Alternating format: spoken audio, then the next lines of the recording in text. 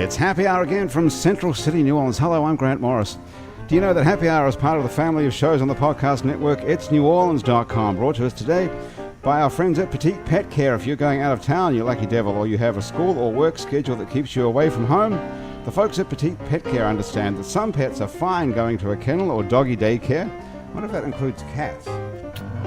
Do cats go to doggy daycare? They go to their own daycares, I think. They have catty daycare, kitty daycare. Do they? Actually, probably not. More boarding places, probably.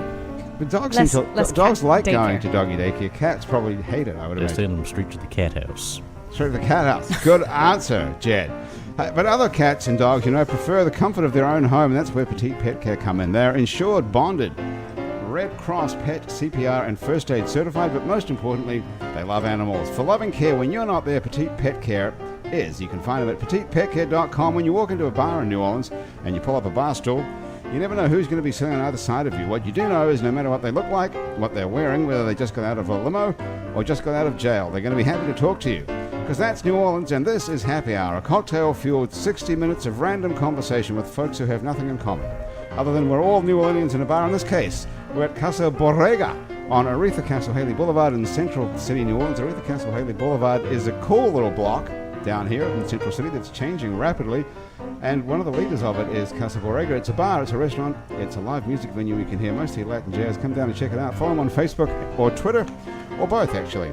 And you can join us right now if you'd like to stick around for 60 minutes and be a part of Happy Hour. My guests sitting around the table are, in this order, Herr Hoffmeister, brackets Rosemond. Okay, we're off to an awful start. We've only got 3 words into the show and already I'm lost. Why do you have 2 names and one of them is in parentheses? Hoffmeister is my former husband's name and Yes. my legal name, and Rosemond is my maiden name, and so I usually go by Robin Rosemond, but... Okay, so why does it say Herr Hoffmeister? So we can cross out Hoffmeister.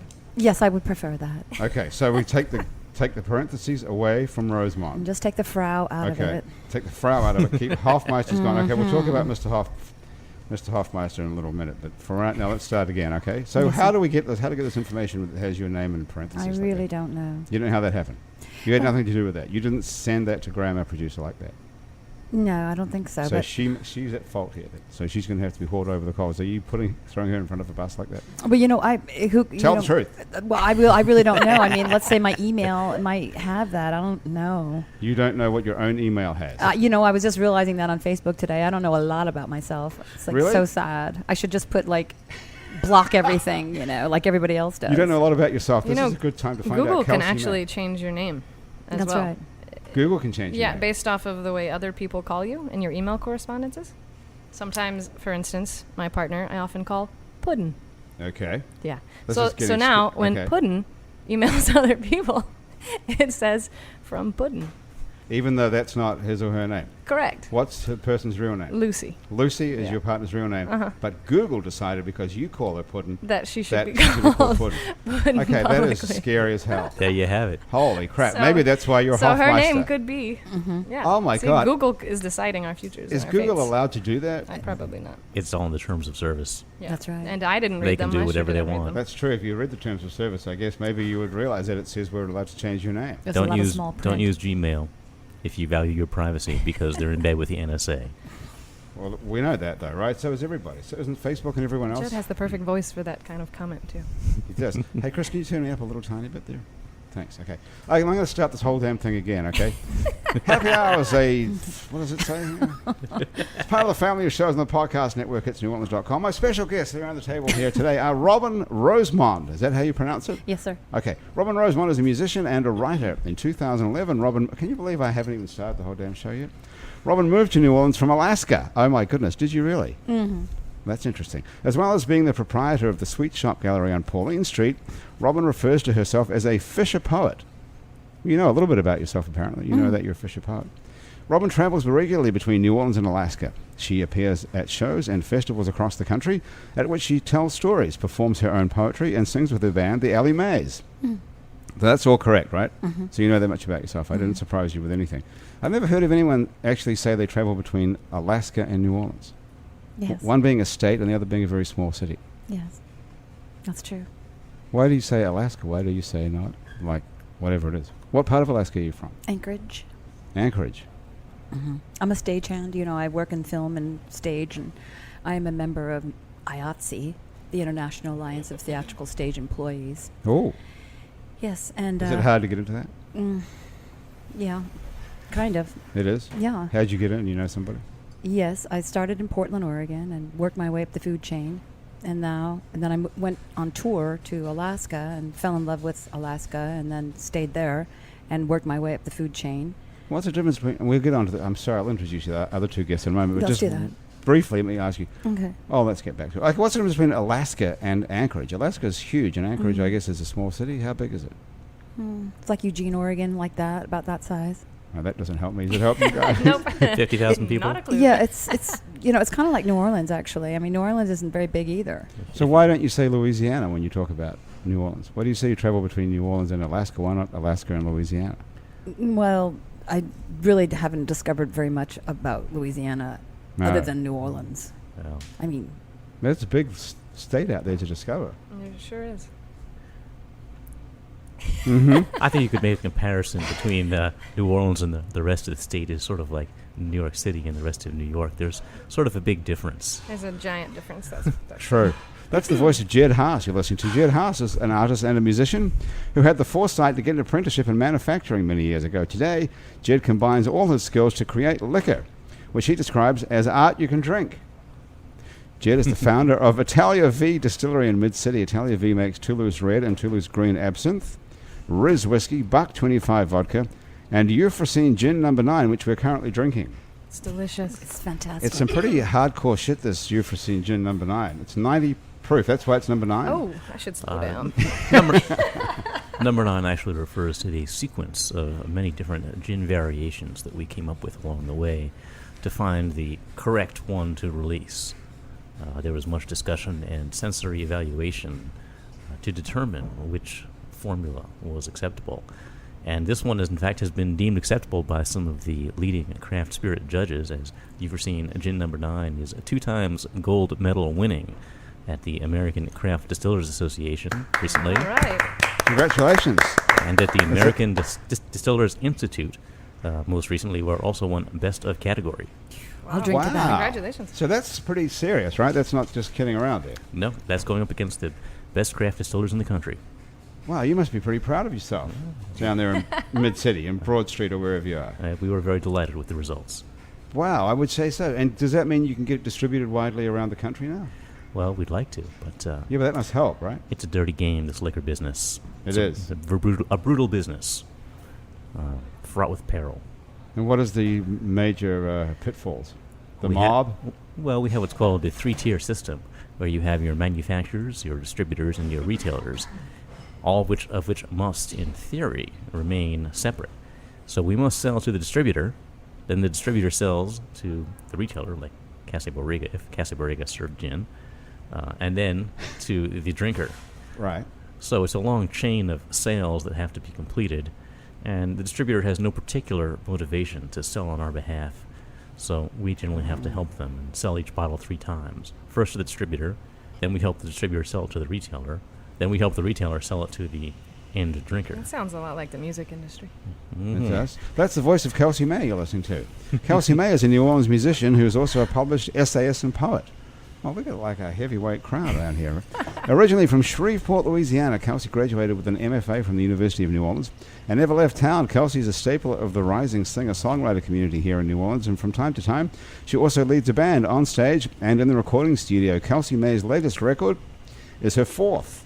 It's called Half Light, and the single Favor is doing the impossible. It's actually getting played on radio across the country. It is. That's awesome, isn't you it? believe it? Yes.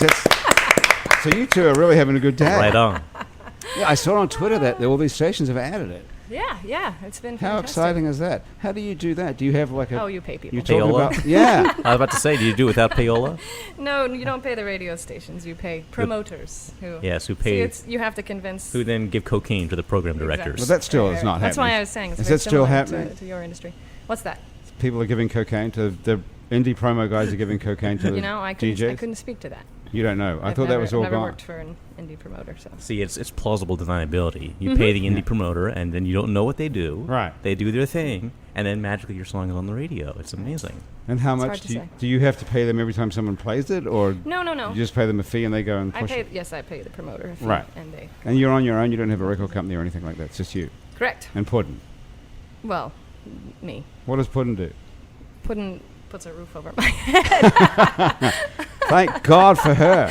I know. But Pudd'n actually, she plays in the band as well. She's a banjo and mandolin player. and Oh, sings with okay. me too, so. Oh, it's cool. Yeah, it's great. How long you two guys been together? Oh man, we just celebrated 5 years. 5 years. Now that's another landmark. Yes. This gin is totally working. Everybody feels great today. Keeping it loose. How'd you meet you and Pudd'n in the first place? In the band? No, actually through my ex. Conveniently Okay. enough. Wasn't your ex was not somebody called Mr. Hoffmeister, was it? No. That would have been a really great coincidence. No. What happened to your ex? Moved away.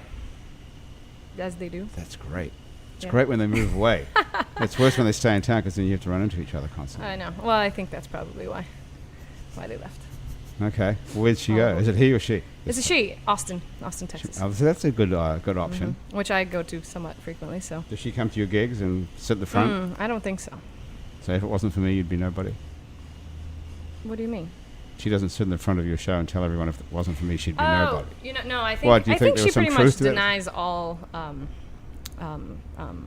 connection at this point. Really? Okay. That's a bit sad. It is. I feel it's pretty unfortunate. Why does she feel like that? What, did you break her heart or something? You could say that, I suppose. I don't know. It was a mutual departure. Oh, really? But then What'd she you start say? dating someone that is a mutual friend, and then everything gets very ugly. Oh, yeah. Very, very ugly. Well, it's too small, everything. You know, everyone knows each Right. other. Especially in That's New the Orleans. It's a very thing. Yeah. small town. Are you single, Jedd, or what's your deal? Mostly, yes. Mostly single. You're a guy who owns a distillery. How could you be single? It's That's like a dream. Well, that's an Australian joke, I think. But just how it is. really? Mm-hmm. But you must be a pretty attractive. Now you're a gold medal winning gin manufacturer. I should start wearing my medals out more. Do they give you medals like in the Olympics? Yeah. On like a ribbon? Exactly. Oh, how cool. So we've got 5 of them now. So if I went out, I'd be laden down with the medals. That's pretty cool. How the hell did you come up with, when you come up with number 9, what happened to 1 to 8? I mean, how do you do it? How do you make gin? Well, you start out by researching the different ideas of gin. Google. And Google's definitely part of it. Didn't change your name to gin, though, did it? Historical research, as well as sensory evaluation of other gins. Yeah, but how do you make may be gin? out there. How do you make it? What's in it? Well, you start out with the various different botanicals. Juniper, of course, is the prime ingredient in Of gin. course. Did you know that, Robin? I did. You did. Juniper. Kelsey, did you know that? I did know that, yes. Chris, did you know that? No, thank God Chris didn't know that either. So, okay. So juniper berries, and then a number of other botanicals that are added sort of as trace flavors or to give it the special distinctive quality that you're looking for. Where do you get the junipers from in the first? They come from Europe. Okay. So They you ship take them in. so you take your juniper and your various other herbs and you steep them, infuse them in high-proof spirit. Typically, it's diluted down in this case to around 60% alcohol, so about 125 proof. We do a hot infusion for about 24 hours. Which I feel basically- like I'm being hypnotized by his voice. Kind of Do do you? too. He's yeah. got the perfect yeah, radio I'm like, voice. I don't even know what you're talking about now. Where are we up to? And so we extract all the flavor using the alcohol. I'm getting sleepy. And then we I can see my childhood And flashing. then we distill it. Well, it's not my childhood. That Actually. basically involves boiling off the alcohol, Right. letting the alcohol steam go through the column of the still, and then it can get condensed in our shotgun condenser. Shotgun. Yes. What And does then that look like? A shotgun? It looks like a shotgun, basically, except much larger. Okay. Where do you get all this equipment from? We build a lot of it ourselves. How do you know how to do that? My background in manufacturing was very That's helpful. it. That was in the introduction. Yes. Haha. See, if you've been paying attention. you I would've- almost was paying attention. What manufacturing did you learn? Electronics manufacturing. Which has nothing to do with making a still, I wouldn't think. Actually, it is. I built the control panel for our still, which runs on electricity. Okay. Yes, 11 kilowatts of power. Is that a lot? It is. You wouldn't want to touch it. Okay. Or get shocked by that much power. It would be very painful. Okay. So you get the juniper berries and the other stuff that you've figured out a balance of, and you put it in the... We infuse it for Alcohol. 24 hours. That's all. Okay. And then you distill it. And then we now- distill it. And now that burns off the alcohol, and that leaves you with what? You a very high proof spirit. You call it the white dog, if you will. I will. Will you call it the white dog, you guys? Yes, it's Okay. 150 proof typically, gin at that point. 150 proof. And wow. so Can you drink that? It's not advised. Then you dilute it down to our final proof, in this case 90 proof. With what? Just with water or what? Reverse osmosis water. You must filter the water to get all the impurities out, and then it is bottled. How do you know how to do this? Honestly, Jedd, did you just make this up, or did you go and study with someone? All of the above. You study, you do it, you see if the results are good or not. You consult with other distillers. Yeah. But mostly a lot of it's hands-on. But you're an artist and a musician, and you just decide to start making booze for whatever reason. It's a manufacturing thing, which I've been wanting to get into for a while, Right. and much more enjoyable than certain other types of business. I would think making Certainly alcohol. more profitable too, Yeah, especially in New Orleans. I would think. So now you came up with this idea for the gin. You distill this and you taste it. Everyone sits around, you water it down or whatever, the reverse osmosis water. And who's sitting around the room tasting it now? My partner's in the distillery. I have 3 working partners. Pudd'n, Mr. Hoffmeister, Pudd'n would love to and be Chris. a partner in the distillery, I'm sure. Okay. One of my partners is an attorney and a notorious gin aficionado. Ah. Another one trained as an architect, very skilled in that area. And the third, whose nickname is the Gold Standard, was most recently involved in human drug trials. Human drug trials. Yes. Wow. And what was he or she testing? She was testing various types of drugs that they're going to feed to people or accused to. Well, cure she is a various person, right? Yes. So they fed them to her. She was like in a drug trial here at Tulane or something? No, she ran the drug trials at a company that tests the drugs. She wouldn't actually take the drugs in herself. She would try them out on other people, then note the results in her clipboard or database, as the case may be. Whoa. Does that kind of person go to hell, do you think? Or Well, if this person lives or that one dies, then it's always questionable. okay, so this person's a friend of yours now who's in this business with you. She's your partner in this business. Uh-huh. Okay, well, I wish she'd come today because that would be. I'd love to ask her that question. When you do these human drug trials, you guys might know something about this too. So somebody is given a real drug that cures cancer. These people have all got cancer, right? And some are given placebos. Yeah. So if I've got terminal cancer, say in this case, Mm-hmm. and I go and I'm part of this drug trial, and I'm the person who's given the placebo, Mm-hmm. I'm going to just basically fucking die. Yeah. Well, how do you live with yourself if you're that person? Now, doing gin testing. Well, we give everyone the real gin to taste. We Yeah, but gi- answer the we don't- question. we You don't must give- have had a lot of drinks with her over the We don't last give- few little. How long have you been working together? About a year now. Okay, so you must have had a few drinks with her. Haven't you asked her that question? How do you live with yourself after giving people a placebo and condemning them to death, telling them that you're going to save their life? Not yet, but we can text her about that, and we'll see what her answer is. Call her up and ask her what she thinks about that. Okay, so she's one of the testers. Are these financial partners of yours as well? Yes, I have 3 working partners. Right. So everyone's working in this place. Atelier Vie. Atelier Spelled Vie. Atelier. It's like I tell VIE. you, I tell you, Atelier. Atelier. It's pronounced Atelier. Atelier. Atelier Vie. Okay. So everyone sits around and tastes it. Mm-hmm. The architect, Mm-hmm. the manufacturer, and the ex-drug tester, And the attorney. and the attorney, who's an aficionado of gin. Yes. What sort of law does the attorney practice? Corporate law. Corporate law. That's an interesting bunch of people you've got It gathered is. around. They're all drinking gin, right? Yeah, you should come by the distillery sometime. Even if you're not drinking, it's a carousing good time. It sounds like a lot of fun. It's almost the beginning of a joke, isn't it? The attorney, the drug tester, and who's the other one? Yeah, help yourself, Graham. Yeah, Graham, the I producers. think the other one is this guy. No, there's another person as well. The architect. The architect. Oh, right. Walk into a distillery. Okay. All right. So you taste the first one. You say, "Oh, it tastes like shit." Number 1 is horrible, Mm-hmm. and we're going to move on to number 2. So how long does it take before you got to number 9? How long was this process take? Several months. That's all. Mm-hmm. Do you do this full time, all day? You're making gin and so on, and absinthe, A lot of the time is spent selling the product. selling. That's Yeah, the you real, that's gotta the real hustle. difficult part. Actually, distilling is the easy part. You got to hustle it as well. Yeah, exactly. Hey, so the other thing that's going on here today, by the way, is that all 3 of our guests all play the guitar, which I didn't know before we got here. So, except I know Kelcy plays the guitar because that's what you do for a living. So Trying. that's why we booked you as our music guest. But what we didn't know is that Robin also plays the guitar, and Right. Jedd's a guitar player, and so that you both guys are both also singer-songwriters. Is that right? Mm-hmm. Yeah, you write your own stuff as well. Mm-hmm. Mm-hmm. You're allowed to answer one-word answers in future. Yes, sir. Yes, sir. That was 2 words, actually, but I'll let you get away with it. Jedd, do you write your own stuff as well? Ah, yes. Wow. Oh, wow. This is going to be great. really Well, let's kick it fantastic. off then. Let's do. Who's going to go first? Kelcy, you should go I first think because I you're the should go actual. first? Yes. Kelcy, yeah, the official Okay. pro. Yeah. Fine. Well, I have to. Let me go Someone- retrieve my guitar. Well, Graham can hook So- your guitar up for you. Oh, we're gonna hook it up. Yeah, Graham will pick it up and bring it Oh, over. pick it up. She's only had Am one I gin. permitted to stand? Yeah. Oh well, that's I've going got to be. very little room right here. We can. Can we do anything about that? I'm sure we can. Okay. But do you prefer me to sit? If Chris says it's okay, you can do anything you want.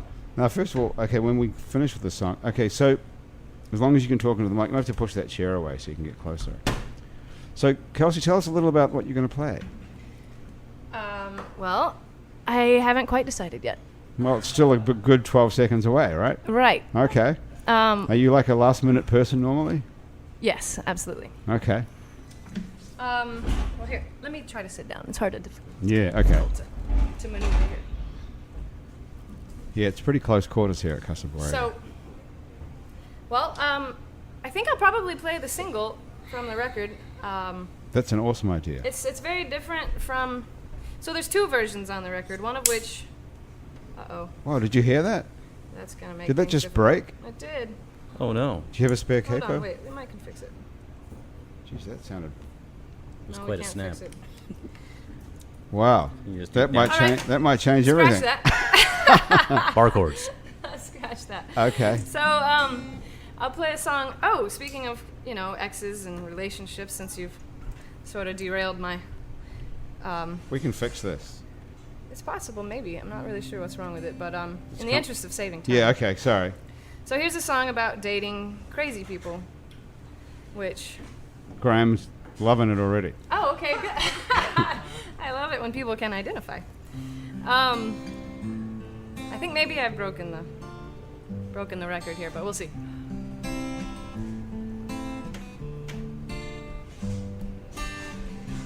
I went walking back to you just to find your mind had gone too.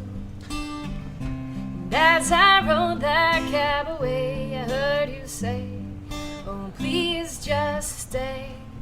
I'll behave. I think I'd rather come back some other day. Maybe we can laugh, we can cry, we can sing those lullabies in the low light of the morning when we hold each other tight. You're crazy, babe, and I know my end from end, and I see your madness. My love has become too much, my friend, so gotta end it.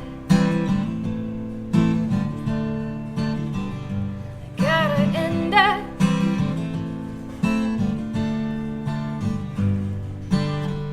See, me and you, we've been through this before. It just wasn't you and me before. And if there's one thing that I've learned to be true, it's patterns are as patterns do. I've seen enough here, haven't you? We can laugh, we can cry, we can sing those lullabies in the low light of the morning when we hold each other tight. You're crazy, babe, I know my end from end, and I see your madness. My love has become too much, my friend, so gotta end it. You gotta end it.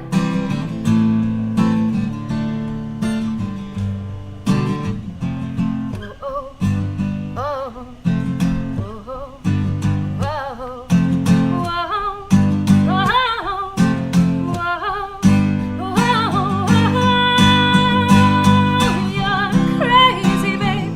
I know my end from end, and I see your madness. My love has become too much, my friend. Said you're crazy, babe, and I know my end from end, and I see your madness. My darling has become my new best friend, so gotta end it.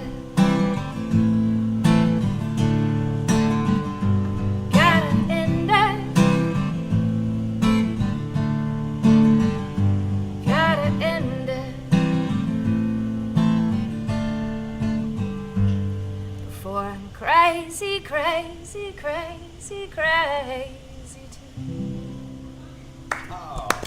Yes. Oh, yeah. That's great. What do you call that? It's called Crazy. Crazy. Believe it or not. Yeah, okay. But you seem to be culpable as well in that song somewhere. You're saying you're crazy as well, basically. Well, you know the whole pattern thing. People say we all have patterns. Yeah. And apparently I had one, at least for a while. It's sort of a codependent thing. You're looking for someone as crazy as you.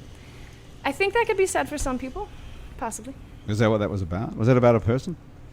Well, it's probably inspired by quite a number of people that I've known through the years. Why do we all tend to be attracted to crazy people? Your guess is as good as mine. Robin? Oh, Robin looks like she Robin, maybe what's your has an opinion Well, on you that. know, in Alaska, the odds are good, but the goods are odd. What is it about crazy people? People must think you're crazy too, Robin, right? Yeah. Do they? Absolutely. What do you think people say about you? I don't give a shit. Well, I'm not saying you should care. No, that's why but- they think that's what they say about me. I don't give a shit. Oh, that's what they say about you. Do you? Is that true? Well, I have a lot of freedom. You know, a lot of people box themselves in, and I try not to do that. Yeah. Well, you live between Alaska and New Orleans. That's a pretty far stretch. That's two places where people don't care about anything, probably, That's right. I would think. A lot of freedom, and I think it's a great thing. So I aspire to that. I mean, sometimes it's a lonesome way, but I don't find myself lonely. I think it's a lonesome way, and I think we're all sort of lonesome in our way, no matter how much we surround ourselves with people and things. Right. It's Well, a that's an lonely interesting journey. point, that making your own way and making your own choices and just doing whatever you want comes with some sort of cost, I guess. It doesn't have to be loneliness, but it's hard to have a relationship with somebody else if you're an independent person who's moving. Yeah, well, I was married for 30 years. That was a long time. I like being free. I don't really want to answer to anybody. How long ago did the 30 years come to an end? Well, I went to Alaska in 2005, and that was the brutal beginning of the end. It was just sort of like a shock. Of Did just you drag realizing- Herr Hoffmeister with you to? No, I was on tour with the ballet, the Balanchine Nutcracker. I went there as the prop master, and that was the end of my life as I knew it. It was just very symbolic, kind of. Alaska is very much like that. It's The Nutcracker was the end of your life as you knew it. That's supposed to be like a life-affirming, positive little girl story. well, we call What it happened? We call it the ball buster, actually. But What happened to you in Alaska on the Nutcracker job?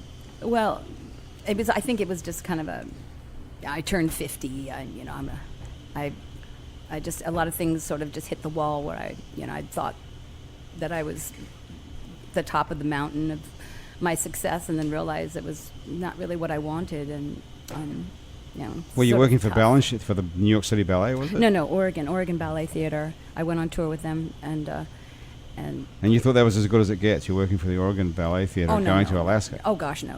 I mean, I didn't even become a union member until I was very old, because I'd been fired so many times that I had to join a union, so I couldn't get fired anymore, and that was good. Why did you keep getting fired all the time? Because Are you, because are I you question- difficult to I don't work with? Yeah, well, I have an opinion, and I'm a woman, and I talk back, and So those three add up to getting fired usually?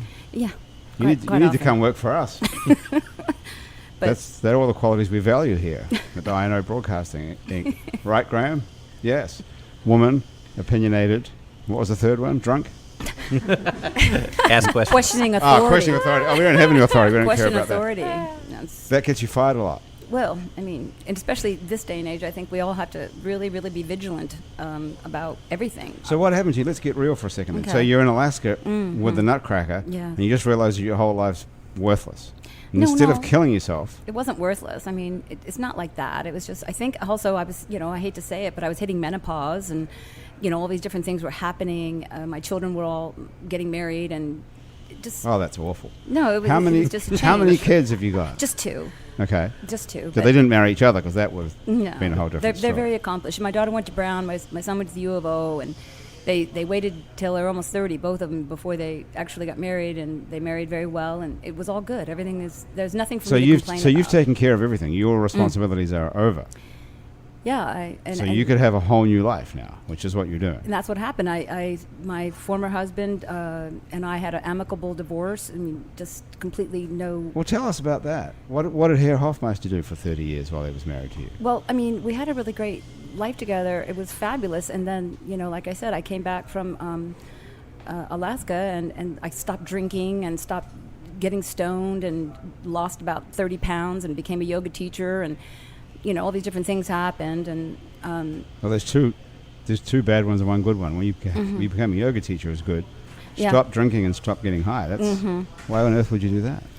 Because I didn't want to get a divorce and leave my husband of 30 years on a drunken stupor. I wanted to make sure that this was really what I wanted to do. So okay, so you were drinking to escape in the meantime and getting high. What drugs were you taking? Just pot, just smoked pot, and and. So you're doing enough of that to escape from. Well, I mean, I just try and change. Once I stopped drinking and smoking pot, it even became clear to me that it was not. My marriage was really at the end of its rope. Geez, why were you so unhappy? What happened? I wasn't unhappy. I just was not really fulfilling what it was. I was so busy making money, and trying to be the breadwinner and just achieve as far as I could go in the union, and so on and so forth. I became like a union boss and worked my way up the food chain, as I said earlier, and then it just wasn't satisfying. I mean, we but there's two separate changes. things. One is your career, and one is your relationship. One is a marriage, and one is work. Yes, were they true. both unsatisfying at the same time? Yeah, it all kind of. So it was something in you that was changing. Absolutely, it's true. It was something deep inside of me, and I think that I'm still kind of reeling from it, even though it's been so many years. I'm still kind of coming to grips with the idea of just understanding a little bit about. Well, it hasn't been that many years, only since 2005, you said. Right. So what is it now, 2028 or something? No, it's only 2014. Well, so it's only 9 years. I know, but it seems like other people get through things a lot easier. For me, it just takes a long time. Everybody else's life looks great, doesn't it? That's why I hate Facebook. Yeah. Don't you? Yeah. Everyone else's life looks fabulous, Such a except time you're. suck. You're the only person whose life sucks. Everyone else is having a great life, but it's not really like that. Everyone else is in the same boat you are. Right. If that makes you feel any better. I don't hate Facebook. A lot of people do. A lot of my friends think, I'm quitting Facebook. I'm like, I wish okay. I could. God, I wish I could. It's like, okay. You can't quit Facebook if you have a public image, like you've got a Exactly, job I know. or Jedd, I you've got have to a post product. people tell me to tweet and Yeah, Facebook. right. Well, when I was in Alaska for 5 years by myself, I was glad to have it, let me tell you. You was 5 years by yourself. Yeah. Up there in the dark. Holy crap. It's dark for how many months is it dark for? Like 9 months. So you're living by yourself 9 months in the dark, by yourself, without pot or alcohol. Mm-hmm. But then I started drinking again. I go through phases. I would start drinking a lot, I think, if I was living think I by... would too. What were you doing all day and all night or whatever the hell it is up there? I wrote a book. I tried to become a shaman teacher and, just all kinds of crazy stuff. I'm a psychic and do all kinds of... Are you a psychic, in fact? Well, I do Was it- readings and... Yeah, I know, but are many you in different fact a psychic? things. No, I feel like I have intuitive qualities, just like everyone else. And if you tune into your intuitive qualities, I think we're all very intuitive. I think we all know a lot more. We sort of perceive a lot of things. I think we're all very, Right. very psychic, all of us. Just So what's it like being a shaman, a self-styled shaman in Alaska, in Anchorage, Alaska? Well, I don't know if you've ever been there, but it's basically just a strip mall and a bunch of parking lots, and it's just ugly. It's not, in the town itself, but when you get outside of it, it's incredibly majestic and beautiful. Do they keep the street lights on all day and all night? No, in the summer, it's light all the time. Yeah, but in the winter, when it's 9 months of the year, you said it's dark. So Yeah. Do they keep the lights on the whole time? Well, yeah, in the town, yeah. Yeah. Yeah. Oh, my God, it's like a battery chickens or something. It's very odd. It's like people go to the Freak. grocery store and they just leave all their motors running, and everybody's cars are just out there running. Oh, wow. Ah. Otherwise, you wouldn't be able to start your car when you went. Exactly. You have to plug your car in at night. You have to have like an engine block warmer or something. Exactly. Yeah. Holy crap! Well, what made you go there? You went there with the Nutcracker, and then did they leave? The company left, and you stayed there. Yeah.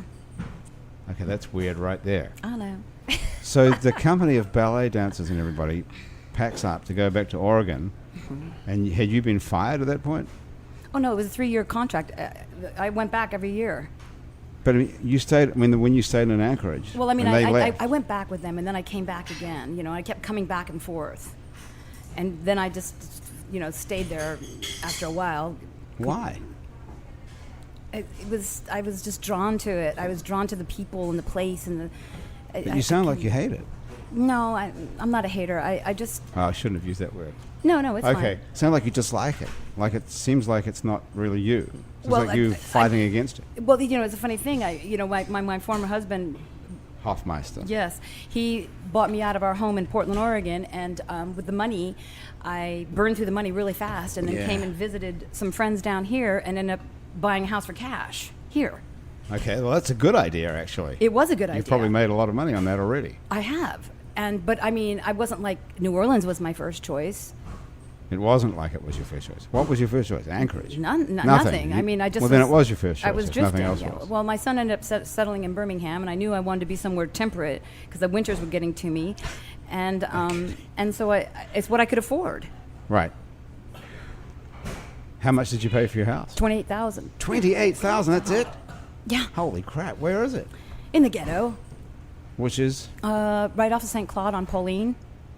Oh, so you have a house on, that's where the studio is too, with the galleries. But you know what? That's probably a smart buy, I would think.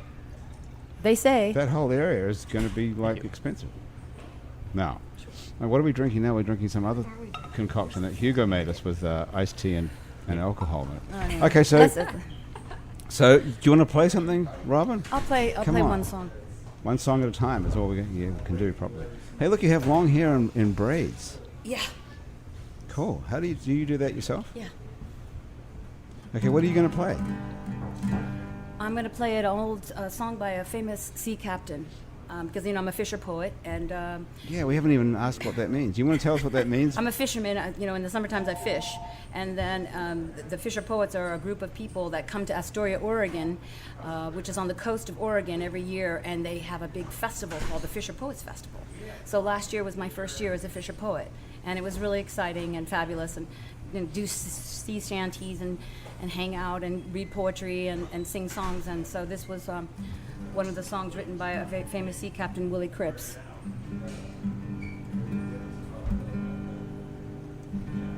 If I can find the key without getting nervous. Don't matter if you do. Don't matter if you don't. It's the same if you do, it's the same if you don't. Gotta be a little blind in order to see. There ain't no you and there ain't no me. This is it, this is it. You got a lot of hopes, but they ain't worth a shit. This is it, this is it. And it ain't so bad, Why can't you see and why can't you hear the sounds and the sights that are so dear? It ain't over here and it ain't over there. Just stay where you are, 'cause it's everywhere. This is it, this is it. You got a lot of hopes, but they ain't worth a shit. This is it, this is it. And it ain't so bad,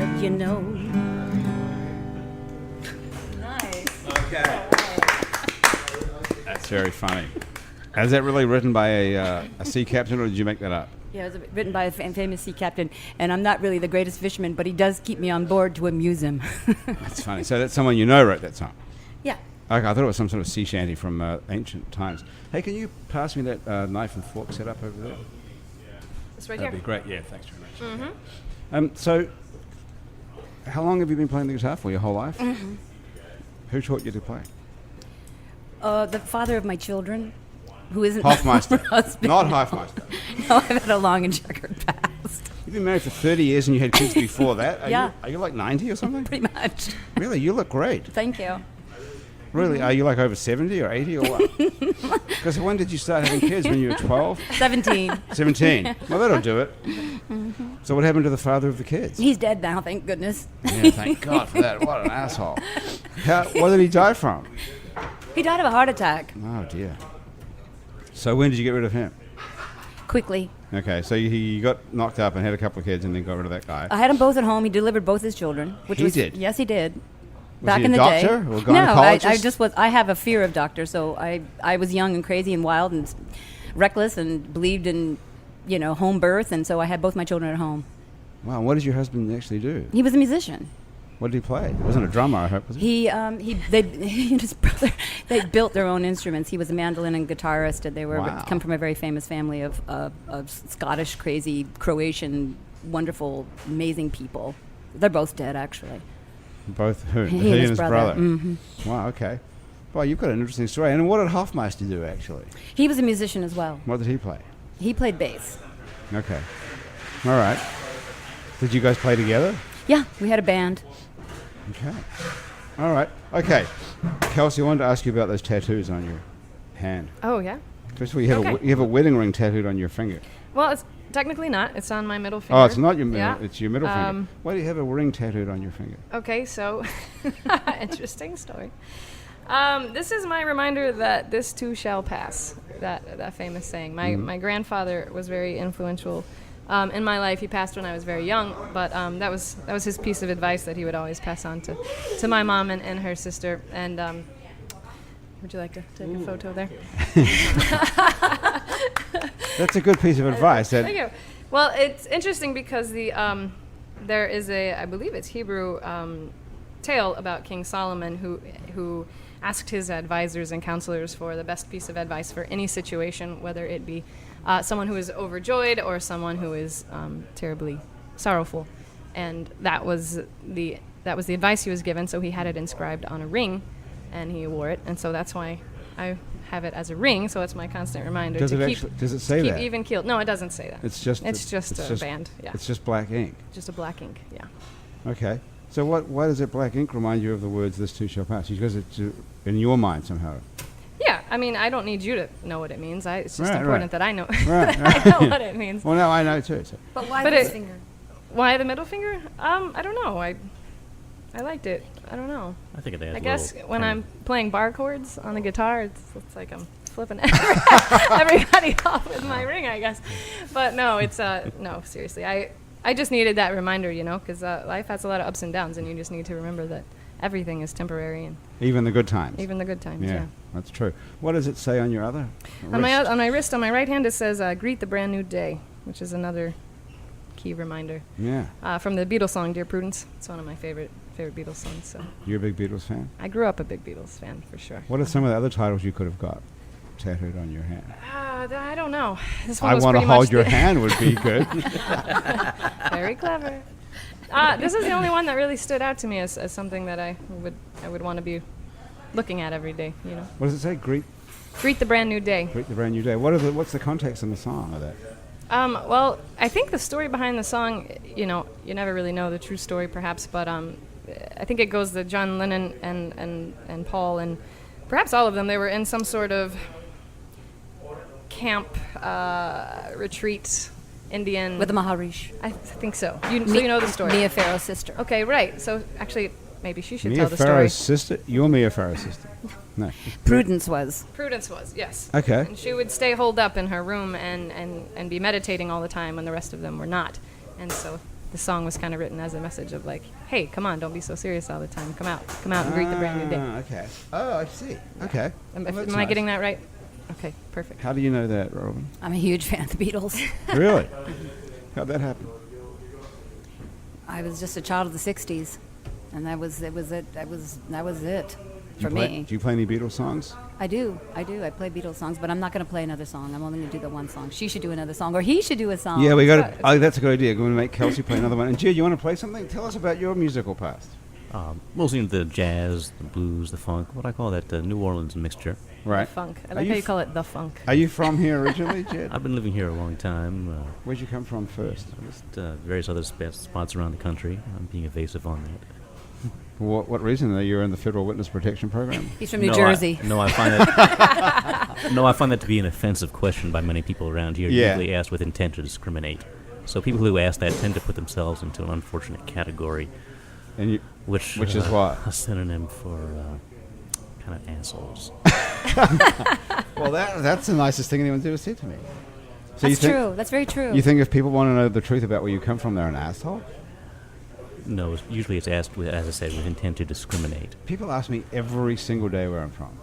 Well, that's because you have a very distinctive accent. But still, it's not I don't think it's a weird question. I mean, I might get pissed off answering it because, how many times can you tell people? But, yeah, but New Zealand is but- not New Jersey. No, but I mean, you must have some reason. You must have some personal reason to feel offended by that question. Yes, because I've been discriminated against because of it. Well, what are you? There What's must the be discrimination? Texas. Typically, It must be Texas. Texas and New Jersey. That's gotta be. no, typically, like if you, in my early years here, if you're looking for employment or things like that, people say, so, are you from New Orleans? Or, Yeah. well, where did you go to school? Meaning, what high school, of course. Right. Right. And the purpose is not because they really want to know the answer. It's just they want to be confirmed in their intent to discriminate against you. Well, it's not discriminatory so much as that people have this shorthand in New Orleans that they can peg you. If you went to Jesuit or you went to Newman or you went to whatever school, that means that's what sort of person you are, apparently. Right, well, I think that's sort of a narrow-minded and parochial way of looking at things. Well, of course it is, but you're outside of that because you didn't go to any of those places.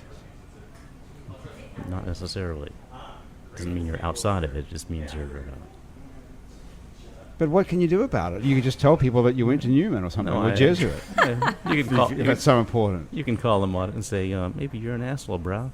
I think you've got it. You were the one who's got the problem, though, because everybody asks that everybody else had, and look at Hugo. He's got dressed up in a school in a tie. He looks fantastic. Hugo, you look marvelous. What's happened to him? What happens if you make now you've made a whole issue of it. No, I'm just mentioning that... But now everyone's like, oh, I wonder where he comes from. That must be Texas or New Jersey, and there's some reason. Whereas if you just said I came from somewhere, we would have passed over that and not cared. But have you been discriminated against? You think you would have got a job, or you would have got a girlfriend, or you would have got something if you had gone to Newman? Definitely. Which one? All of the above. Really? A lot of doors are opened or closed for you, depending on what the answers to those questions are. Spoken like a true businessman. Do you find that, Kelcy? Oh, You people didn't go ask to me school, all the did you? time. No, I didn't. I grew up in North Louisiana, which is probably worse from wherever you come from. I don't know. But yeah, I've lived here for, it's 2014. I've lived here now for a full 13 years. And so I definitely consider myself local. Robin, what's your I left home very young. How old did you leave home? Like 13. How did you get away with that? My parents were frightened of me. So you like a psycho? No, I was just a very, spirited young. I was a child of the '60s. You left home at 13. Yeah. Now that's not legal. I know that you're not allowed to leave home. You have No, to be they an had emancipated minor. They had to take me back in a few times when I got caught running away, and the police would, I'd have to go back home again. I was in juvie. I'd been to jail a couple of times. Whatever. What did they throw you in jail for? I went in Denver, Colorado, on my 18th birthday. I was put in jail for fighting with a police officer. Well, that's a mistake. Yeah. That's was like going to embarrassing. the wrong high school. And I've never liked Denver since. How did you get into a fight with the cop? You just didn't like the look of him? Oh, I don't even remember. It's all like a blur. I mean, he was just being aggressive, and I was adamant that it was my birthday, and I didn't realize. Yeah, who knows? Well, that was a silly thing to do. So you went to jail for Yes, a I went to little jail. while Mhm. for assaulting a police officer. Yes. That's quite a serious crime in most Yeah. places, I would think. How long did you have to spend in jail for that? I was in jail for probably about 2 weeks before my mom and dad finally bailed me out. Okay. So what did you do between 13 and 18? What were you doing? I was living with a bunch of crazy, wild draft dodgers and ne'er-do-well, felons in the hills of Oregon. Were you having sex at 13? No, not till I was How long 15. ago did you put that 15. on? So you hung out for 2 years, between 13 and 15, and never fooled around with anybody. Well, yeah, but even in my whole long life, I've only had sex with very few people. How many? Maybe 5. Maybe. That's tops. Yeah. Wow. Good going. Some people had sex with 5 people in a week. Like Graham. Damn. I'm just kidding. Way to get I have no idea whether that's true. Way to getting good with your producer. Oh, look at you. I'm sorry. That was a joke. Have you ever had sex with 5 people in a lifetime and you call that wild? No, I think that people get the impression that I was very wild, but actually I was very much on a spiritual journey, and I feel like I still am. It's just that I was not afraid. I'm not a frightened person. Right. So I never dealt with the fear thing. What's that got to do with not having sex with a lot Well, of I'm people? just saying that I think a lot of people are frightened to just be free and to be able to move through life and Right. take risks and to challenge themselves. I think a lot of people are frightened.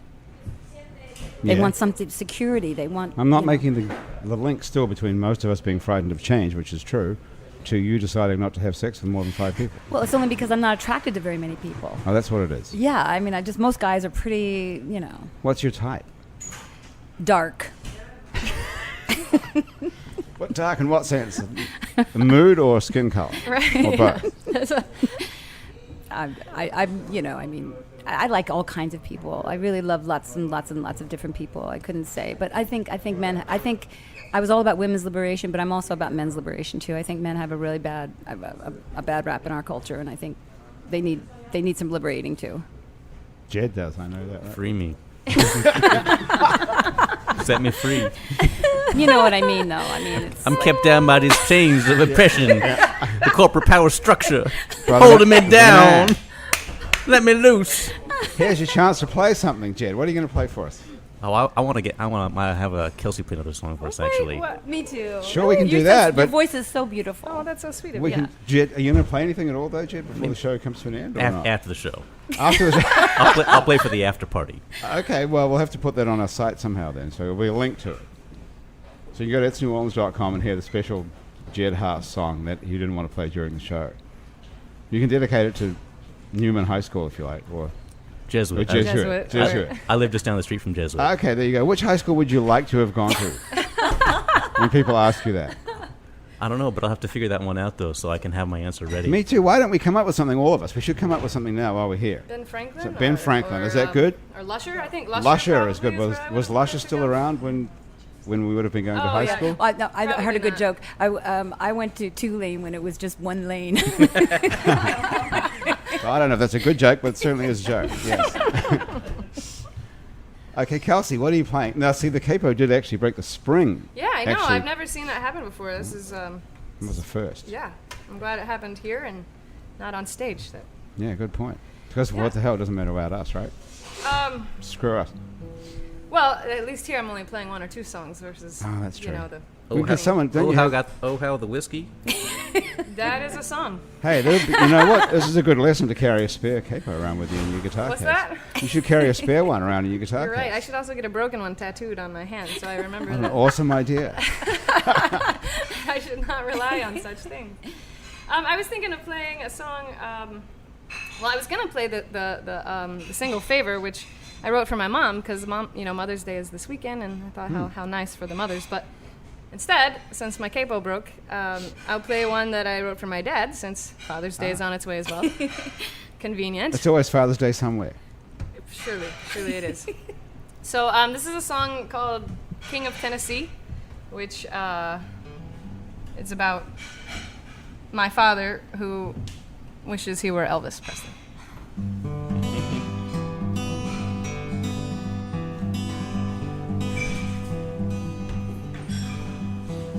I wanna be the king of Tennessee. I wanna shake it from black and white to color TV. I wanna rock and roll in fancy cars. I wanna spend my days with Hollywood stars. Oh, I wanna sing. I wanna sing like the king. I wanna go from rags to riches too. I wanna show off my fancy blue suede shoes. I wanna feel that warm spotlight. I wanna sway my hips all through the night. Oh, I wanna feel like the king. I wanna be. Said I wanna be. Said I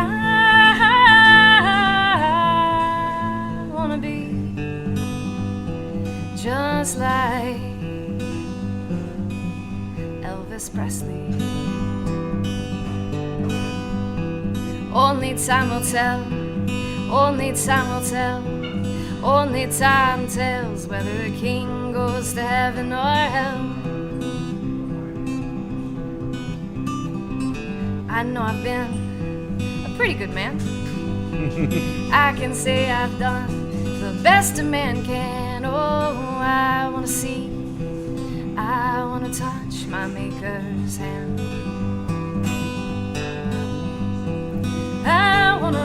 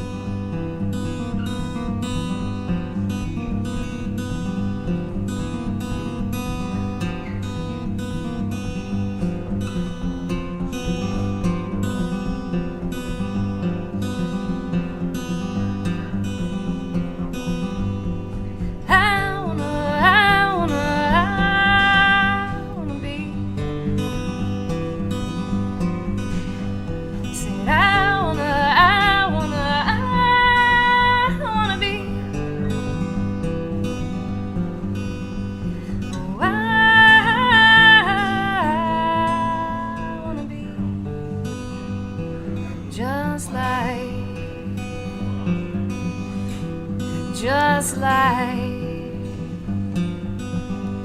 the king. Yeah.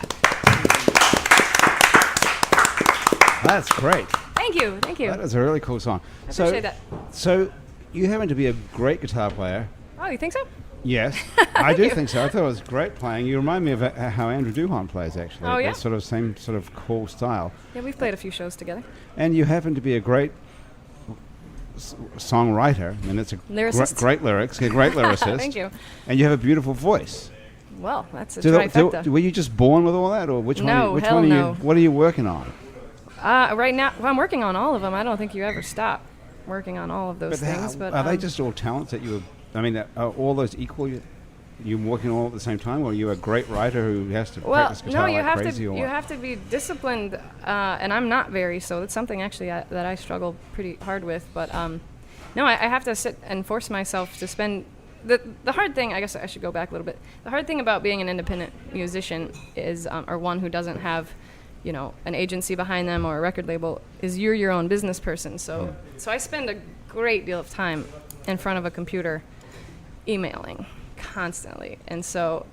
Who are you emailing and what are you emailing? Well, everyone. I mean, I'm doing all my PR. I'm doing all my management, like managing the band. I'm doing all the booking. I'm, everything that has to happen for me to go and play shows or to me to go in the studio requires a great deal of coordination. Right. So, is there enough money in this to hire someone to do it? Well, most people would, like, if I had a manager or booking agent, they would take a percentage, and I think the thing is you have to be making enough money for that to matter to someone, But sure, yeah, I would love if anyone out there listening is looking for an artist to manage. I'm definitely, I would be interested in that, because I now have to force myself to schedule a time of day to sit and play and write, and because I almost feel like I don't have time for that anymore, and that's the art. That's what I want to be doing. So, yeah, it takes a lot of discipline, and singing is something, you gradually, I think, get better at, maybe until a certain point. I'm not sure at what age that stops happening, but my voice has definitely, matured over the years, my guitar playing as well. So it's just an experience, I guess. And then the writing was supplemented by my MFA in poetry at UNO. So. Right, and it says on your bio that you're a published essayist. What is that? Well, it just means I've had some poems and some essays that have been published. What is an essay exactly? What is an essay? Yeah, other than something you have to do. A piece of nonfiction is the simple answer. Which is just a piece of nonfiction, Just a piece of nonfiction. Right. Which is something that's true, in other words. Correct. It's an essay like what? What I did on my vacation? Well, you could call that, a fancy word for that would be a memoir. Oh, okay. So. Well, which ones have you had published? What are they about? Let's see. Probably the one I am most proud of is one that was published in a magazine called Hobart, which puts out a baseball issue every year, and I happen to be a giant Cubs fan, so I wrote a piece about visiting Wrigley Field for the first time, and it's you can find it online if you Google Kelcy Wilburn. Okay. But Kelcy Wilbur is your real Wilburn, name. Wilburn. Wilburn. Yep. Okay, you don't call yourself that. No, I don't. It doesn't really have. Kelcy Wilburn. Does that have a ring to it? I mean, does that sound very marketable? It does. Sounds more. Well, my father agrees with you because he's very mad that I've dropped that. Is Mae your middle name? M-A-E? Not legally, not on paper. My family calls me Kelcy Mae. My grandfather, who I mentioned earlier, he called my mother. My mother's name is Denise, and he called her Niecy Mae growing up, and then he called me Kelcy Mae, and so it kind of stuck. Now the family calls me that. So it's kind of a nickname. Exactly. Okay. Yeah. So it's kind of your name. Yeah. But Kelcy Wilburn, I think it sounds like a pretty cool name, actually. Oh, okay. Well. Doesn't it sound like it sounds like a country singer? You can call me Kelcy Mae Wilburn. Country singer. Country singer. You thought that too, Jedd? Yeah, okay. instantly. Country singer from Tennessee. What high school? Tennessee. From what high school? Grandma's from Tennessee. Right. Well, so my name used to be, apparently, in the family tree, it says Wellborn, and they're from Tennessee. But somewhere between Tennessee, and it was an English name, and somewhere between Tennessee and Louisiana, Wellborn became Wheelburn. And so that's what I have. Hey, listen, you guys, I just looked at the clock. We've come to the end of happy hour. It's all over. Awesome. We've got to move on. This has been fun. It's been a great hour. Very, very interesting. All of you. Hey, listen, Jedd, so these award-winning alcohols can be found whereabouts in New Orleans? about 50 locations around town. Just visit ateliervie.com. ATELIER VIE. And we have a link to it on our website. It's neworleans.com. If you listen to this on your phone or somewhere or other, driving around, or you're at the gym or whatever, go to our website when you have a chance, and we have a link to it there so you can get to it. And then click on Where to Buy. Where to buy the booze. Okay. Where to buy. Okay, and it's really available around New Orleans. Oh, yes. And across the country. In several states. Yeah. Must Also be in Arkansas and Illinois. And some in Washington, D.C. Okay. Within 1 mile of the White House, you can buy our red absinthe. Hey, nice job. How'd you swing that? Did you have to go there and sell it yourself? I paid an independent promoter, and the independent promoter gave some cocaine to Barack Obama. Well, you won't tell us where you came from, but you don't mind impugning the President of the United States. He's admitted that he's a coke sniffer, or a former coke sniffer. Okay, all right. Well, we're going to leave it at that, I think. Thanks very much for joining us, Jedd. As well, Kelcy Mae, whose real name is Kelcy Wilburn. Yeah. Thanks But can we spell that? W-I... Kelcy. K-E-L-C-Y. That's how you... Yeah. That's a lot a of real people spelling, look up right? the wrong thing. So yeah. So if you're looking for this, it's K-E-L-C-Y. M-A-E. Correct. M-A-E. Okay. Thank you very much. And you're playing thanks all for around having me. town and across the country as well. Indeed. So wherever you listen to this in America, take a listen. Are you traveling overseas at all? Not yet. Maybe. I don't know. It's going to happen. What about Alaska? I'll be, you can go to my blog, my poetry and photography blog at rosemondpost.com, and I will have a gallery show of my paintings at the Fisher Poets Festival in Astoria, Oregon in February of 2015. And we have a link to that on our website, it's neworleans.com as well. Thank you so much for joining us. That's been Happy Hour for this week. My guests have been Robin Rosemond, Jedd Haas, and Kelcy Mae. The producer of our show is Graham daPonte. Our associate producer and technical director is Chris Kehoe. Christian Unruh is our music director, and Joshua Brown is our music coordinator. The theme song that you're currently listening to was written and is being played by Mitch Foreman. The fabulous audio quality of this show is brought to you in part by Chris Kehoe, and otherwise by PreSonus Audio Electronics. For more information about their wide range of sound recording equipment and software, check them out at presonus.com. If you'd like to be on our show and you can stay upright for about an hour, drop us a line. Our address is on our website, it's neworleans.com, where you can also check out other Happy Hour shows, as well as our other shows. Out to Lunch with Peter Raschuti, live from Commander's Palace. Mindset with psychiatrist Dr. Nick Pajek. True to the Game with the fabulous Chris True and Tammy Nelson. Vietnola, our show about the New Orleans Vietnamese community with the Vietnamese Terry Gross Kim Vu. Midnight Menu +1 with Margot Moss and the man who ate New Orleans, Ray Canardi. You can keep up with us on Facebook and Twitter and a bunch of other time-sucking social media as well. On all of it, where It's New Orleans, you can find photos from this show and see what we all look like on itsneworleans.com and Facebook. These photos are taken by the fabulous Douglas Engel. If you're listening to the show on iTunes, Stitcher, or Swell, our favorite podcast app, or some other podcast app that you like better, thank you for subscribing to us. Take a moment to rate and review us. That does help other people find us. Our show is recorded live today at the fabulous Casa Borrega on Aretha Castle Haley Boulevard in Central City. Casa Borrega is a bar, it's a restaurant, and it's a live music venue as well. Check them out on Twitter and on Facebook. Or just come on down here to Aretha Castle Haley Boulevard. Happy Hour is a production of I Know Broadcasting for itsneworleans.com. For Andrew Duhon, who hopefully will be back here next week. Everyone else sitting around here at Casa Borrega and back at the I Know office, I'm Grant Morris. Thank you so much for joining us. We'll see you next time on Happy Hour.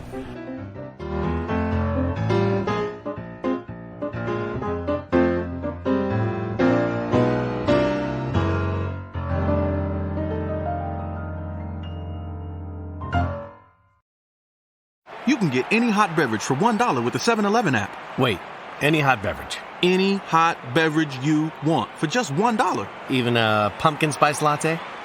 Even a pumpkin spice latte. But are you judging me because I'm a man who PSLs? Mostly, I'm judging you because you're rooting for the other team. But also because you can get any hot beverage at any size for $1 with your 7-Eleven app, and you only get a pumpkin spice latte. Hey man, I like what I like.